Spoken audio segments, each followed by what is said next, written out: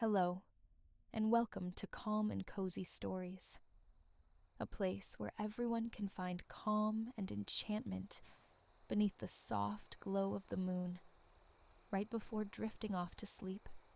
Tonight, we invite you on another journey through a captivating story, one that helps cultivate a sense of peace and relaxation. Before we begin, let's take a moment to gently prepare our bodies and minds for a soothing, restorative rest. Make yourself comfortable, and with each slow inhale and long exhale, allow the cares of the day to gradually slip away. It's not always simple to detach from the day's busyness, especially when bedtime approaches. But keep in mind, the less we worry about falling asleep, the easier it is for the mind to release tension. Let the steady rhythm of your breathing carry off any remaining worries, and let the story you're about to hear guide you into deep relaxation. Now, settle in and allow the moonlit atmosphere to softly embrace you. Enjoy this story, and may you drift into peaceful, restful slumber here on Calm and Cozy Stories.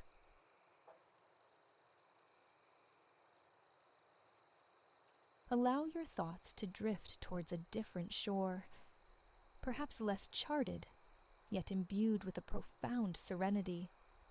Picture yourself holidaying in Firenze, tracing paths etched in stone, en route to witness an artwork woven into the very fabric of legend. Here, our narrative unfurls. Through the grand entrance of the art repository, your footfalls resonate against the cool stone, a slow percussion marking your passage. Excitement simmers, a quiet hum beneath the surface, yet you linger, drawing out the sweet suspense. In mere moments, an icon awaits your gaze. You stand within the Galleria dell'Arte, nestled deep in Firenze's historic heart, the sanctuary holding the world's most celebrated statue, Lorenzo Bellini's Shepherd King. Entering a long corridor, flanked by silent sentinels of sculpture and canvas, your eyes catch it, a distant, luminous form. There, concluding the vista, poised upon its plinth, stands the colossal figure. Bellini's magnum opus captures the biblical champion, the Shepherd King. He is youth and muscle incarnate, bearing tall, his intense gaze cast aside, one hand gripping the humble sling. He braces for the confrontation with the giant. Drawn by an invisible current, you move closer, eager to absorb every nuance. So renowned is this figure, it carries an uncanny familiarity. Its likeness permeates the world, emblazoned on posters, bound within books, replicated on countless keepsakes. To behold it in the flesh feels almost dreamlike, akin to encountering a figure stepped from myth. Yet, despite this perceived acquaintance, no reproduction prepares you for the reality. The Shepherd King transcends life-size. 17 feet he ascends, a titan dwarfing the onlookers clustered below. Joining the assembly, you liken the scene, strangely, to a hushed concert. The statue commanding its stage, admirers gazing upward in silent reverence. Lorenzo Bellini's magnificent creation pulses with such vigor, such latent energy, that it's difficult to perceive it merely as art. The mind readily conjures him stirring, descending from his marble perch. Naturally, the Shepherd King is an idealization of human potential. His staggering height and flawless anatomy defy strict realism. Certain elements possess an amplified scale, perhaps a deliberate choice by Bellini, ensuring clarity for viewers far below. Still, An astonishing verisimilitude persists. You observe the gentle swell of sculpted muscle, the intricate map of veins traversing his hand. And then, the face, a theater of emotion, the furrowed brow, the piercing concentration. How profoundly human he seems. How staggering, you muse, that such vitality emerged from a singular block of Carrara stone. Lorenzo Bellini commenced this labor in 1501, a mere 26 years of age. City fathers, at the time, pondered the fate of a massive, flawed marble slab, one that had already rebuffed the efforts of two prior sculptors. The young Bellini, already known for works in his native Firenze, and the poignant Pietà depicting Yeshua cradled by Miriam, now housed in Rome's St. Peter's Basilica, faced his most formidable task. This statue became one of his defining triumphs. 3 years he devoted, patiently liberating the form concealed within the rough-hewn stone. Your guidebook mentions a resonant quote attributed to Bellini. In correspondence, the artist is said to have penned words akin to, "Within the marble, I perceived the spirit, and I chipped away until it breathed free." As you continue your orbit around the statue, absorbing each facet, this sentiment resonates, releasing the spirit from the stone. A beautiful philosophy, extending beyond this single masterpiece. It speaks to the artist's profound undertaking, to unshackle their vision, allowing it into the world, accessible to all who seek it. Firenze itself overflows with such liberated creations, awaiting discovery. Even within the Galleria dell'Arte, more awaits, including Bellini's other marble works known as the Captives. These figures appear to strain against the stone, wrestling towards their own freedom. You dedicate more time to exploring, drinking in other Renaissance marvels. But eventually, a sense of saturation sets in. Masterworks like these demand digestion, best savored incrementally. You recall reading of an odd affliction noted in Firenze.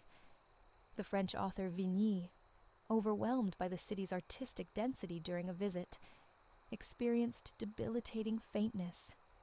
Since then, Vigny syndrome describes the potent emotional and physical responses some visitors feel here. It's easy to be submerged. This compact city bears such immense weight of history, such dazzling art and architecture at every turn. Prudence suggests a slower rhythm, absorbing one marvel at a time. Perhaps another gallery visit tomorrow. For now, the allure of the streets calls, an aimless wandering through the historic core. Outside, the afternoon sun bathes the city in warmth, yet a welcome breeze drifts through, carrying the heady perfume of jasmine mingled with tempting aromas from nearby trattorias. Firenze exudes a relaxed, unhurried grace. It feels less like a metropolis, more like a tranquil town where bicycles and pedestrians set the pace. No one seems rushed. People amble, allowing time to appreciate the omnipresent beauty. You find your own stride slowing, falling into the city's gentle cadence. Navigating a narrow vicolo, you admire the harmonious elegance of the old palazzi, typically 3 or 4 stories high. A consistent palette prevails: pale ochre, cream, soft gray, accented by wooden shutters in shades of umber or deep forest green. Everything coalesces beautifully. this color scheme fostering tranquility, a seamless flow. One building melts into the next, the serpentine streets winding onward. During your peregrinations, the Duomo, the cathedral's colossal dome, offers fleeting, dramatic appearances. Periodically, it looms at a street's end, a vast, almost magical apparition against the sky. A part of you yearns to approach, to confront its majesty directly. But another part savors the delay, reserving it like a future indulgence. For this moment, simply meandering through the shadowed lanes, absorbing the ambient history, suffices. Every corner reveals a historic edifice, a statue, a plaque commemorating some significant event or persona. It's akin to navigating an open-air museum. You recollect learning that medieval Firenze stood as a paramount financial hub in Europe. Its artery, the Arno River, connected it to the Mediterranean, fostering global commerce. The city gained renown for its fine wool and luxurious textiles, enriching its industrious merchants. Around this era, the 14th century, Firenze ignited the Renaissance, a term signifying rebirth. This cultural efflorescence brought revolutions in art, science, philosophy, and countless other domains.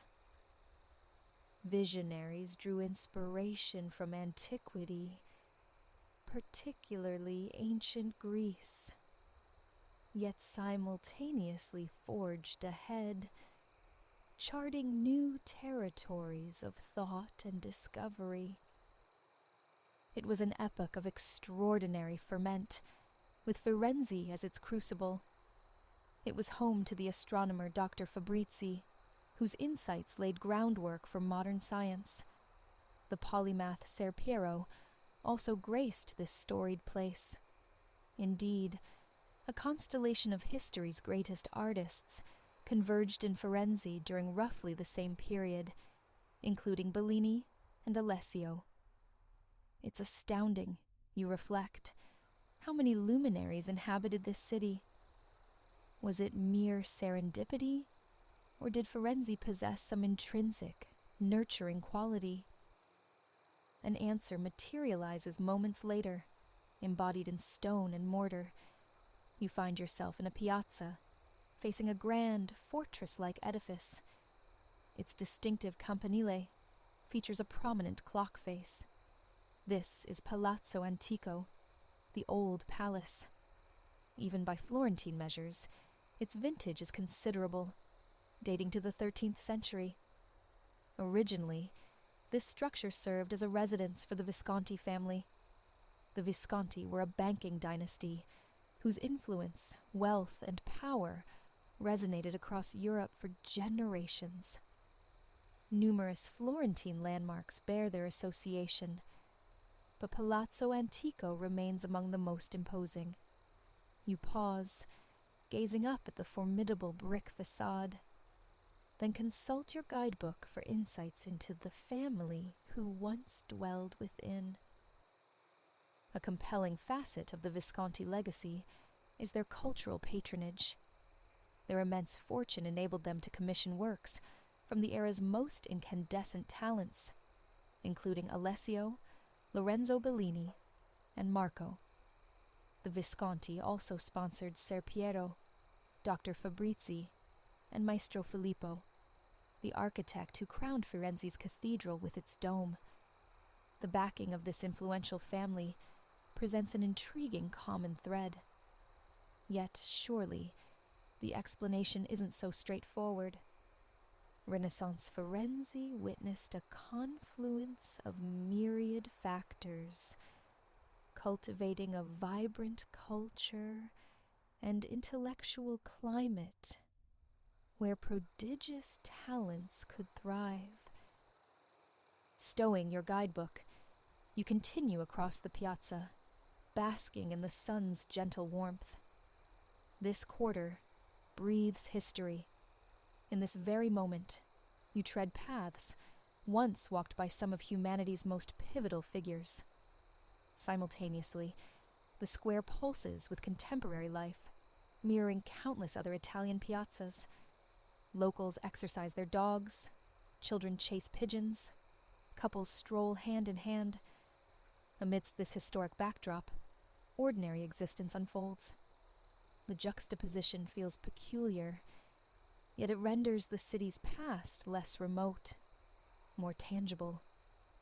A sense of continuity seems to bridge the centuries. Spotting a chicly dressed Italian family, you fleetingly imagine them descendants of the Visconti. Or perhaps the link between past and present manifests differently, not through bloodline, but through enduring cultural resonance. As visitors continue to flock to Firenze, drawing inspiration from its art and architecture, the Renaissance spirit persists. You wander into the cool relief of a side street and notice a group of friends savoring ice cream. Abruptly, a craving for sweetness stirs within you. A little further, at the corner, a gelateria beckons. A vibrant spectrum of flavors arrays itself. Strawberry, mandarin, lemon, kiwi, blueberry. Chocolate options tempt, but on this warm afternoon, something light and fruity appeals most. You opt for a cone bearing 2 generous scoops of creamy lemon gelato. The vendor presents it with a smile, noting the lemons are among Italy's finest, cultivated further south, along the Amalfi coast. As the gelato touches your tongue, you close your eyes momentarily, immersed in the bright, zesty flavor. The cool intensity of the citrus seems to spirit you away from the city, depositing you in a sun-drenched lemon grove. You envision endless rows of trees, terraced high above a sparkling sea, the azure sky bleeding seamlessly into the sapphire water. Opening your eyes, the daydream dissolves, but the feeling of peace lingers as you continue to enjoy the treat. The taste of summer, you decide. Another journey, another time, must lead south, to the land where these lemons ripen. The gelato is exquisitely refreshing, its subtle sweetness imparting a gentle surge of energy. Though fatigue begins to settle in, you feel content to walk further, absorbing more of this captivating city. Soon, you find yourself traversing a street with a unique character. Initially, it appears ordinary, shops flanking both sides, but peering into a storefront, your gaze passes straight through the opposite window. Beyond lies a panorama of sky and a distant hill crested with cypress trees. This thoroughfare is, in fact, a footbridge, Firenze's most ancient, Ponte Antico. It spans the Arno River. Since its medieval inception, the bridge has served as a commercial hub. Originally, it hosted a variety of vendors, butchers, and fishmongers included. However, in the 16th century, a Visconti duke, finding the market atmosphere unseemly, decreed a change. He mandated the replacement of all shops with goldsmiths and jewelers, a tradition enduring to this day. Crossing the bridge now, you observe window after window ablaze with glittering gold rings, bracelets, and necklaces. The Visconti family imprinted another significant modification upon Ponte Antico. During the era of butchers and fishmongers, they commissioned the construction of an elevated, covered walkway directly above the shops, known as the Visconti Passage. This corridor afforded the Grand Duke discreet transit between buildings on opposite riverbanks. From his palace, he could proceed directly to the administrative offices, without descending into the bridge's throng or enduring its less refined odors. Today, both the Duke's palace and those offices are accessible to the public.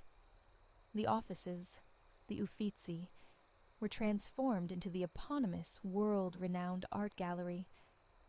Your guidebook indicates the Duke's passage is currently closed, but slated for reopening. Standing on the bridge, you glance upwards, spotting the row of small windows on the uppermost level. This must be the corridor. You picture the Duke striding along, cocooned in the exclusive privacy of his personal thoroughfare. Though the passage remains inaccessible for now, you can indulge in a different sort of luxury. Proceeding past the jewelers, you arrive at the bridge's midpoint, an open expanse. Here, you can approach the edge and surrender to the river view. Leaning against the low stone parapet, your gaze drifts languidly along the river's left bank. An elegant old structure catches the eye, the Uffizi Gallery.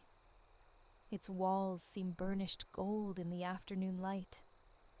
You notice the sequence of small windows along its side, perhaps a continuation of the private passage, and find yourself musing about other secret chambers and enigmatic windows. Surely, a city like this harbors countless magical hidden recesses. The vista from the bridge possesses the perfect composition of a master painting. Centrally, the placid river shimmers, mirroring the heavens. Lining both banks stand rows of handsome old buildings in hues of cream, gold, and pale apricot. In the distance, another bridge, an ancient tower, and a gently ascending hill punctuate the scene. Tall, slender cypress trees sentinel its crest. A longing stirs within you to journey there, to stand upon that faraway hill and perceive Firenze from that elevated perspective. But as you imagine the ascent, the day's accumulated fatigue makes itself known. After extensive walking and sightseeing, the desire to sit and rest prevails. Fortunately, your hotel lies centrally located, just a few streets away. Retracing your path through the cool shadows of the back streets, you reach your accommodation. Your room occupies the top floor. It's compact, yet comfortable, adorned with rich patterns and textiles. The curtains evoke Visconti opulence, creamy velvet embroidered with intricate floral motifs in varying shades of crimson. A deliberate homage, you suspect, to Firenze's history and its celebrated textile craft. But another feature elevates this room beyond mere comfort. You requested a room with a view, and it delivers spectacularly. Pulling back the heavy curtains, you unlatch the door and step onto the balcony. Directly before you, emerging from a sea of terracotta roofs, stands the Duomo, the cathedral's unmistakable dome. This immense structure, fashioned from orange-red bricks, is crowned with an ornate white marble lantern. At its apex rests a bronze orb and cross, the ultimate decorative flourish, the proverbial cherry atop the architectural confection. This extraordinary edifice is Firenze's emblem, embodying the very essence of the Renaissance. You recall reading about the dome's genesis, conceived by Maestro Filippo. Construction on Firenze Cathedral commenced in 1296, yet over a century later, it remained incomplete. In 1418, the city resolved to find an architect capable of designing the massive, self-supporting cupola. Disputes arose regarding methodology and the commission itself.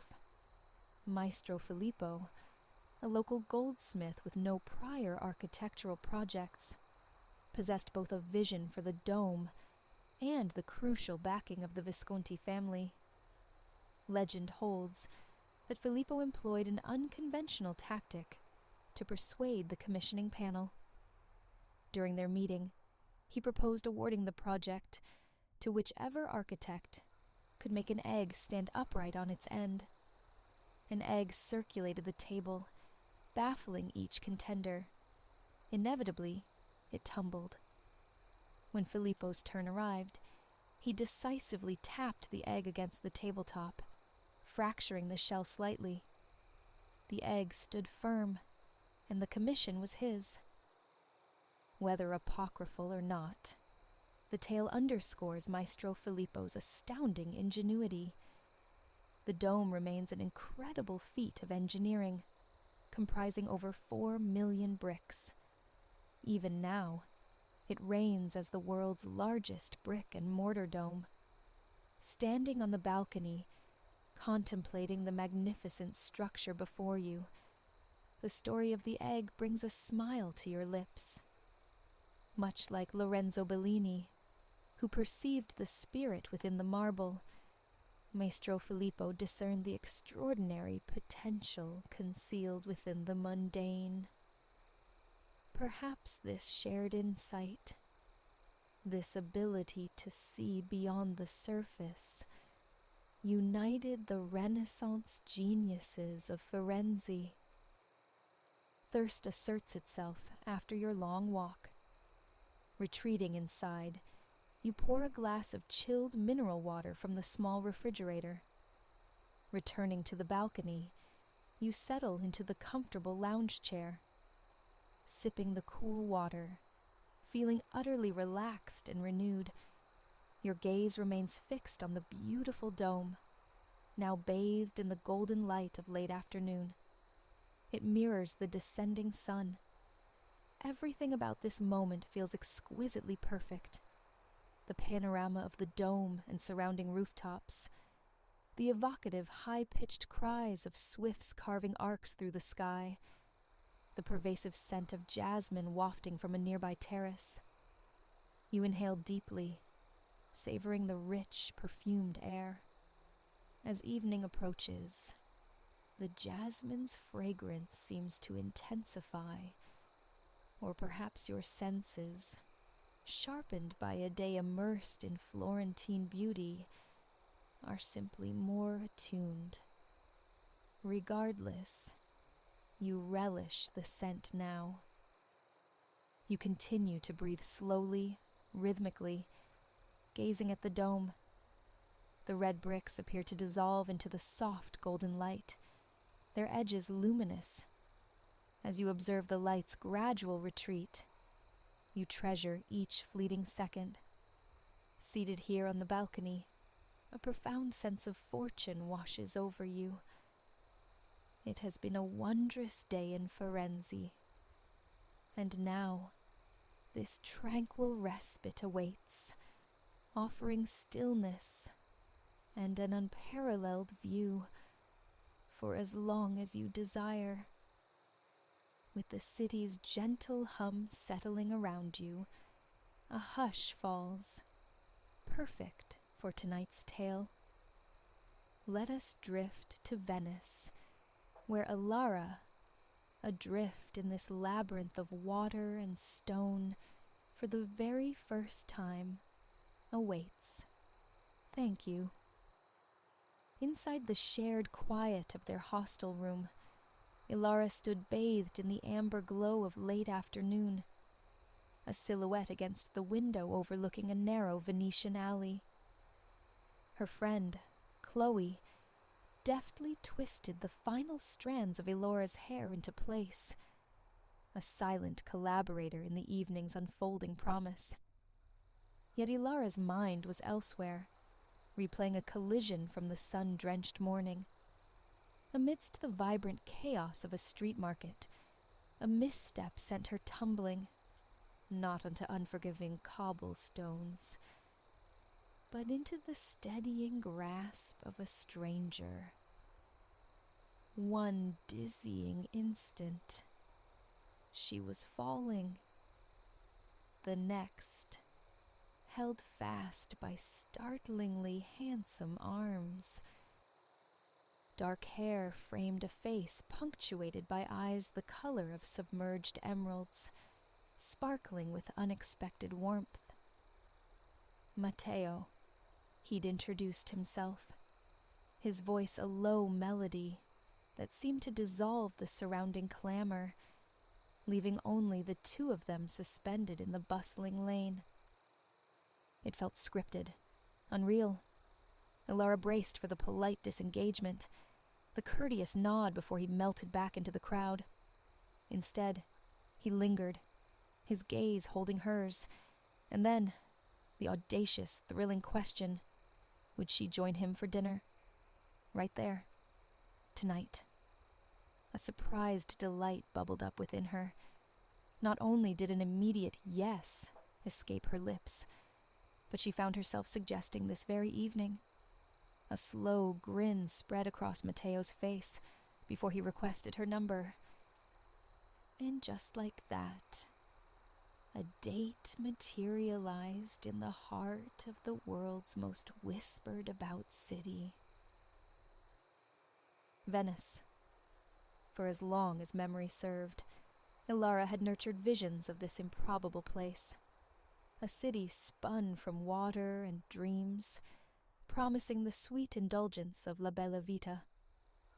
She recalled childhood encounters with photographs, the impossible grandeur of the Grand Canal, the intricate lace of Gothic facades, images that cast an immediate, enduring enchantment.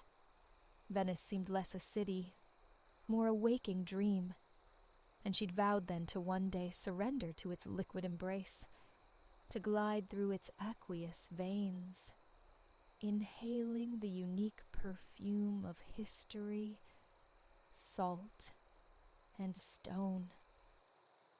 To witness firsthand the stone palazzi rising sheer from the ancient network of waterways, their reflections shimmering below. Even continents away, the city's magnetic pull, a potent blend of mystery and romance, had tugged at her imagination, a yearning that time only intensified.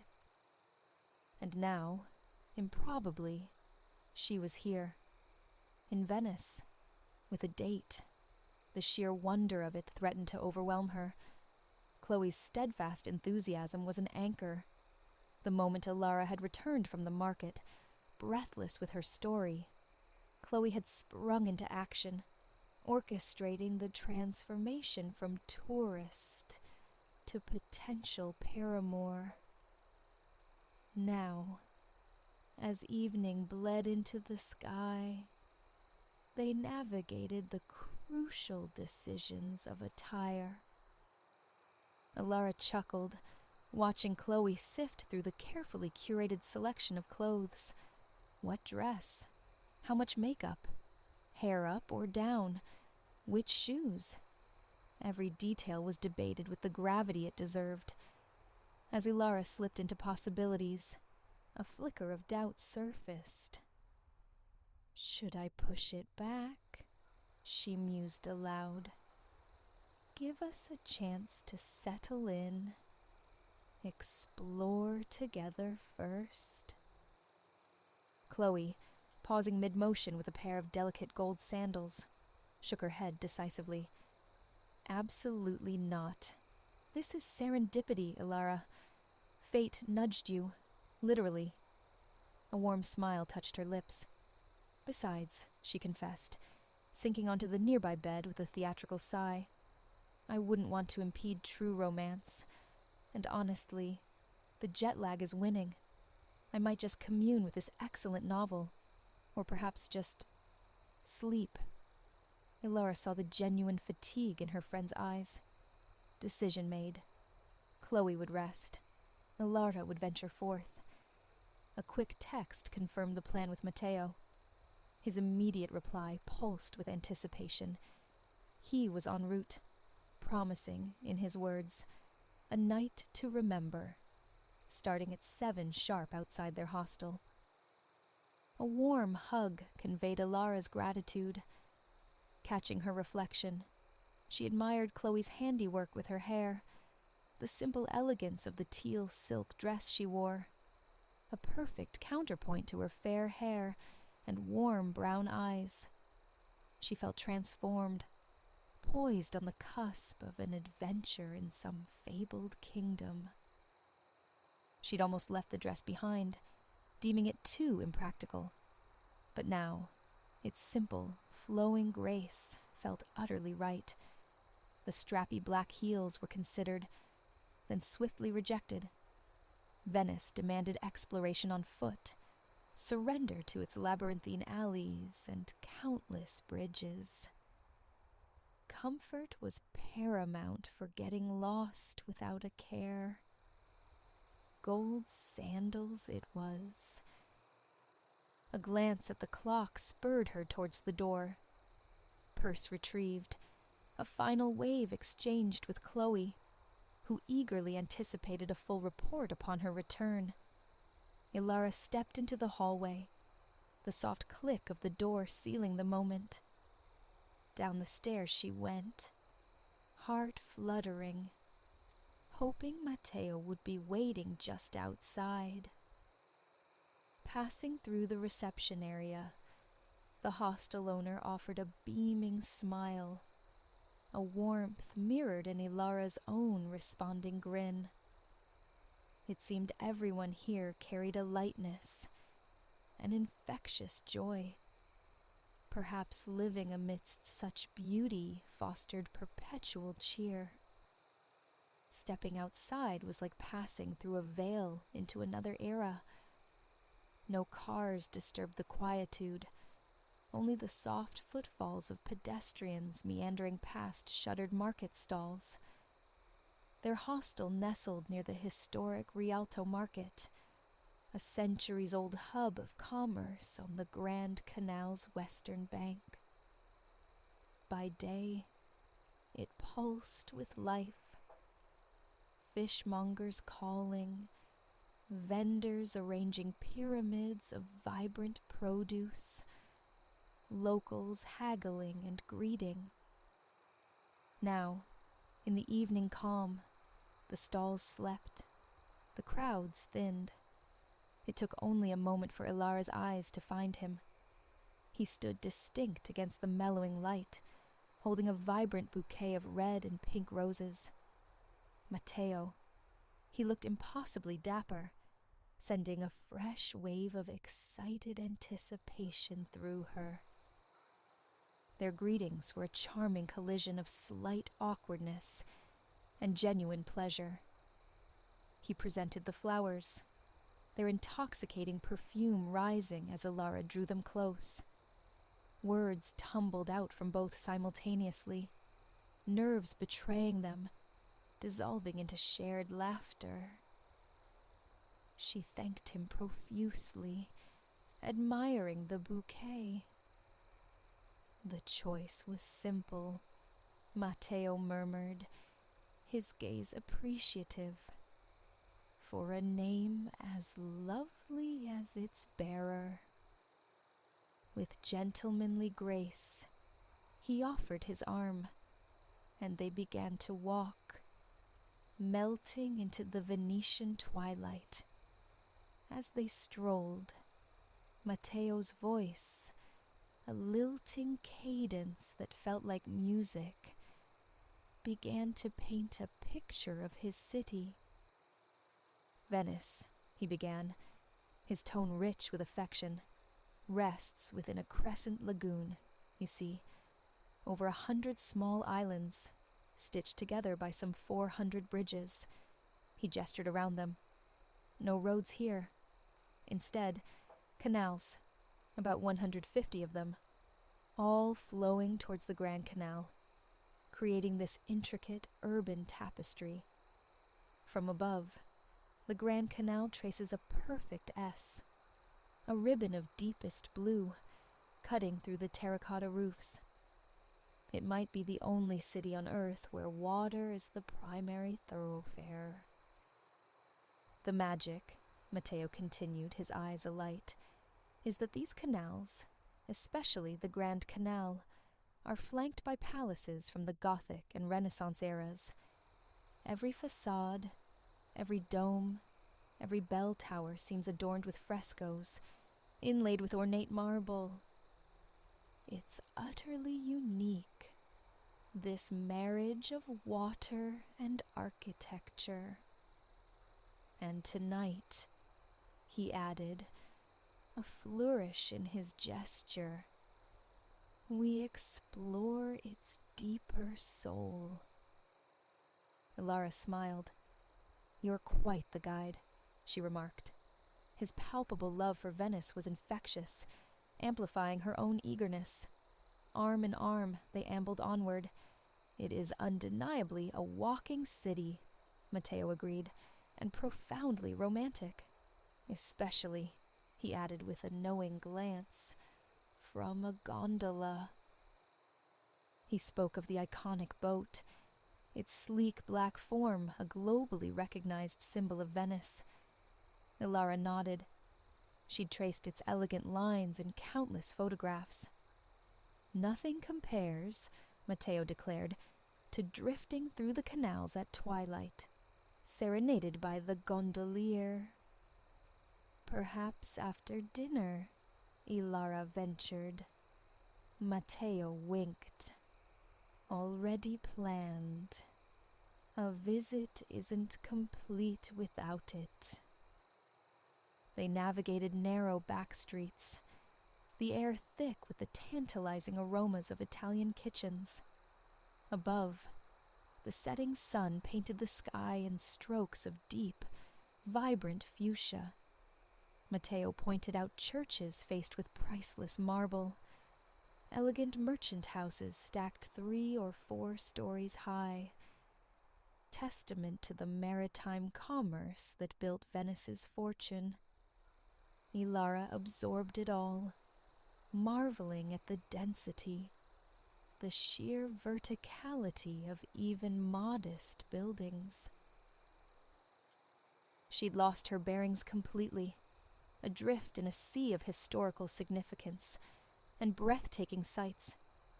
She knew their hostel was near the Rialto market, but beyond that, she was happily lost. Then, looming ahead, a colossal structure arched into the sky, adorned with 3 walkways and twinkling lights. A bridge, but instantly recognizable. She turned to Matteo, who was already smiling. The Ponte di Rialto, he announced softly, one of the most famous bridges in the world. Ilara simply stared, momentarily speechless, the sheer magnificence stealing her breath. Matteo recounted its history, the original wooden structure replaced by this 16th century stone marvel, designed by Antonio da Ponte, Anthony of the Bridge, fittingly. Even Michelangelo had been considered, but the local architect won the commission. Mesmerized, they ascended the steps towards the bridge's apex. Reaching the central balustrade, Ilara gripped the cool stone railing, gazing out over the broad expanse of the Grand Canal. This was the view, the one emblazoned on postcards, etched in collective imagination. Now, seeing it unfurl before her, she knew its iconic status was profoundly earned. Brightly colored palazzi with their terracotta roofs lined the waterway, alive with the traffic of boats and barges. Matteo pointed out gondolas slicing through the blue-green water, and the larger vessel, the Vaporetto, Venice's water bus. Little steamer, he translated the name, a nod to its predecessors. In a city of canals, such transport felt utterly logical. They watched a Vaporetto pause near the bank, a couple carefully boarding with assistance, the boat rocking gently before resuming its journey into the canal's flow. The Grand Canal was undeniably the city's vibrant heart. Looking down, They even saw gondoliers serenading passengers as they passed beneath the massive stone arch. Ilara leaned her arms on the railing, absorbing the scene. Matteo stood beside her, a comfortable silence settling between them as they watched the ceaseless ballet of vessels below.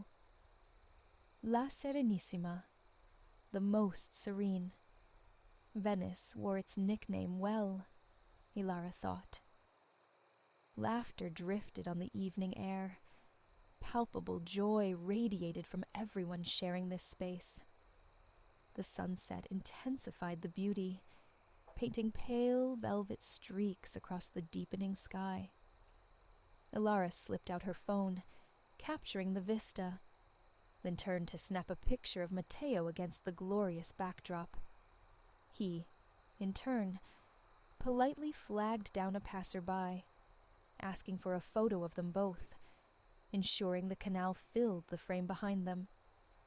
With a casual arm slipped around Ilara's shoulder, their slightly cheesy grins prompted a chuckle from the kind stranger. "A handsome couple," he commented, returning the phone before moving on. Matteo winked at Ilara, taking one final shot of her against the fading light. "The best one yet," he declared. Phone tucked away.